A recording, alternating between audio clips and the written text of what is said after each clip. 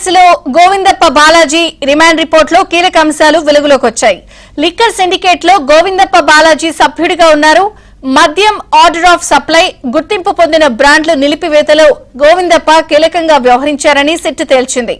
ప్రముఖ బ్రాండ్ల మద్యాన్ని ఉద్దేశపూర్వకంగా నిలిపివేసి కోట్ల రూపాయలు సంపాదించినట్టు రిపోర్టులో పేర్కొన్నారు. డిస్టిలరీస్ నుంచి డబ్బులు వసూలు చేసినట్టు స్టేట్మెంట్ ఇచ్చినట్టు రిమాండ్ రిపోర్టులో కీలక అంశాలు తెలిపారు.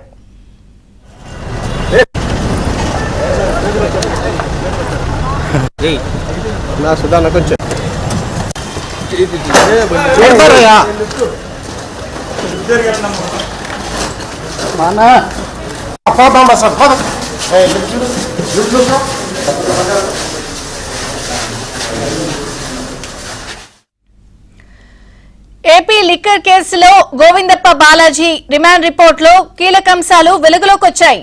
లిక్కర్ సిండికేట్ లో గోవిందప్ప బాలాజీ సభ్యుడిగా ఉన్నారు. మద్యం ఆర్డర్ ఆఫ్ సప్లై గుర్తింపు పొందిన బ్రాండ్ల నిలిపివేతలో గోవిందప్ప కీలకంగా వ్యవహరించారని సిట్ తేల్చింది.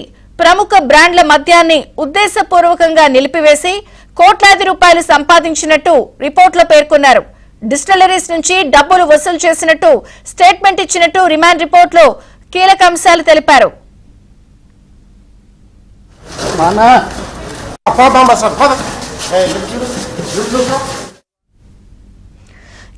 ఏపీ లిక్కర్ కేసులో కీలక అంశాలని సిట్ పొందుపరిచింది. డిస్టిలరీస్ నుంచి డబ్బులు ఎలా వసూలు చేశారో పూర్తి వివరాలు స్టేట్మెంట్ లో రికార్డ్ చేశారు. వివరాలు మా ప్రతినిధి ప్రసాద్ అందిస్తారు. ప్రసాద్, విజయ్ చంద్రిక లిక్కర్ స్కామ్ కు సంబంధించి ఈ రోజు గోవిందప్ప బాలాజీని నిన్న మైసూరులో అదుపులో తీసుకున్నారు. విజయవాడలో ఈ రోజు విచారించిన తర్వాత ప్రస్తుతం ఏసీబీ కోర్టులో ఆయన హాజరుపరిచారు. కోర్టు హాల్లో వాదనలు కూడా జరుగుతున్నాయి ఇరు వర్గాల న్యాయవాదుల మధ్య.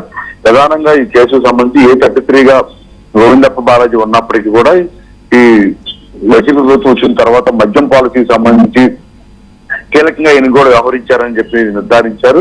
ప్రధానంగా కేసీరెడ్డి రాజశేఖర రెడ్డికి అత్యంత సన్నిహితుడిగా గోవిందప్ప బాలాజీ ఉన్న నేపథ్యంలో ఆయన ఆదేశాలతోనే ఆయనకు కూడా కీలక బాధ్యతలు అప్పగించినట్టు కూడా తెలుస్తా ఉంది. ప్రధానంగా ధనంజయ రెడ్డి, కృష్ణమోహన్ రెడ్డితో పాటు బాలాజీ, గోవిందప్ప ముగ్గురు కూడా కొంత బాధ్యతలు పూర్తిగా తీసుకుని మద్యానికి సంబంధించి డిస్టిలరీ కంపెనీల మార్పులకు సంబంధించి, అదేవిధంగా కొత్త వారికి ఏ విధంగా డిస్టిలరీ కంపెనీలు ఇవ్వాలి, వారి నుంచి ఏ విధంగా ముడుపులు పుచ్చుకోవాలి, అదే నెలవారీ మామూలుకు సంబంధించి ఏ విధంగా మొత్తం వివిధ రూపాల్లో బట్వాడా చేయాలి, ఎవరెవరికి అందజేయాలి, ఏ మార్గాలు అందజేయాలనే అంశాలపై కూడా ఇతర పాత్ర ఉన్నట్టు కూడా నిర్ధారించారు. అందులో ఈ నేపథ్యంలోనే అతన్ని ఈ దాదాపు 3 రోజుల పాటు గాలించి మరి అదుపులో తీసుకున్నారు. దీంతో ఈ రోజు వైద్య పరీక్ష అనంతరం కోర్టులో కూడా ఇప్పుడు హాజరుపరిచారు. అయితే రిమాండ్ రిపోర్ట్ లో కూడా చాలా కీలక అంశాలు వెలుగులోకి వస్తా ఉన్నాయి. ఎందుకంటే మొదటి నుంచి కూడా ఈ కేసులో మొత్తం తాడేపల్లి ప్యాలెస్ నుంచి వచ్చిన ఆదేశాల నేపథ్యంలోనే వీరందరూ కూడా పాత్రధారుగా సూత్రధారుగా వ్యవహరించారని మొదటి నుంచి సిట్టు భావిస్తా ఉంది. అందులో భాగంగానే ఇప్పుడు గోవిందప్పను అరెస్ట్ చేసిన తర్వాత రిమాండ్ రిపోర్ట్ లో కూడా మొత్తం ఎవరైతే A1 గా ఉన్నాడో రాజశేఖర రెడ్డి అత్యంత సన్నిహితుడిగా ఆయన ఉన్నట్లు రిమాండ్ రిపోర్ట్ లో పేర్కొన్నారు. అదేవిధంగా మద్యం బ్రాండ్లకు సంబంధించి గతంలో మొత్తం దేశం మొత్తం కూడా అనేక రాష్ట్రాల్లో ఒక డిమాండ్ ఉన్న బ్రాండ్లు మాత్రమే అమల్లో ఉండేవి.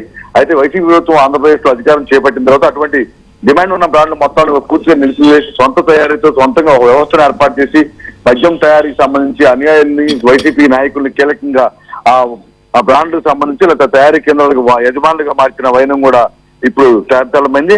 అంతేకాకుండా ఎవరెవరి కంపెనీలకి ఏ కంపెనీలకి ఎంతవరకు అనుమతులు ఇవ్వాలి, నెలవారీగా ఒక కంపెనీకి ఎక్కువ ఒక నెలలో ఇస్తే మరో నెలలో ఇంకో కంపెనీకి ఎక్కువగా తయారు చేసే అవకాశం ఉంటుంది, తద్వారా అధికంగా ముడుపులు తీసుకోవడం, అవన్నీ కూడా వివిధ రూపాల్లో తాడేపల్లి ప్యాలెస్ కావచ్చు, ముఖ్య నాయకులకు కావచ్చు చేరినట్టు కూడా నిర్ధారించారు. ఇప్పుడు ఈ రిమాండ్ రిపోర్ట్ లో కూడా ఈ అంశాలకు సంబంధించి కూడా పొందుపరిచారు. అదేవిధంగా కొన్ని వేల కోట్ల రూపాయల చేతులు మారినట్టు కూడా నిర్ధారించారు. దీనికి సంబంధించి ఇప్పుడు ఈ రిమాండ్ రిపోర్ట్ కూడా మొత్తం కోర్టుకు సబ్మిట్ చేయడం జరిగింది. వాదన పూర్తయిన తర్వాత రిమాండ్ విధించే అవకాశం ఉందని కూడా చెప్తున్నారు. అదేవిధంగా ఇతను కూడా మళ్ళీ ఇప్పటికే ఎందుకంటే ఈ కేసులో అరెస్ట్ అయిన నలుగురిని కూడా ఇప్పటికే కస్టడీలోకి తీసుకుని విచారణ చేసి కీలక సమాచారాన్ని రాబట్టారు. ఇప్పుడు గోవిందప్పను కూడా కస్టడీలోకి తీసుకుని పిటిషన్ కూడా దాఖలు చేసేందుకు సిట్ అధికారులు సిద్ధమవుతున్నారు. ఇక్కడ నుంచి కీలక సమాచారం రాబట్టి ఎందుకంటే ఇది కేసీరెడ్డి రాజశేఖర రెడ్డి సన్నిహితులు కాదు, జగన్మోహన్ రెడ్డి కూడా సన్నిహితంగా మెలిగినట్టు కూడా ఇప్పటికే నిర్ధారించిన నేపథ్యంలో తాడేపల్లి ప్యాలెస్ సంబంధించి కీలక సమాచారాన్ని కూడా రాబట్టే అవకాశం ఉందని కూడా చెప్తా ఉన్నారు. ఇతనికి కస్టడీలోకి తీసుకుని ఈ విచారణ తర్వాత మరింత వివరాలు కూడా రాబట్టే సిట్టు సన్నద్ధమవుతుంది. విజయ్ చంద్రిక. Thank you Prasad.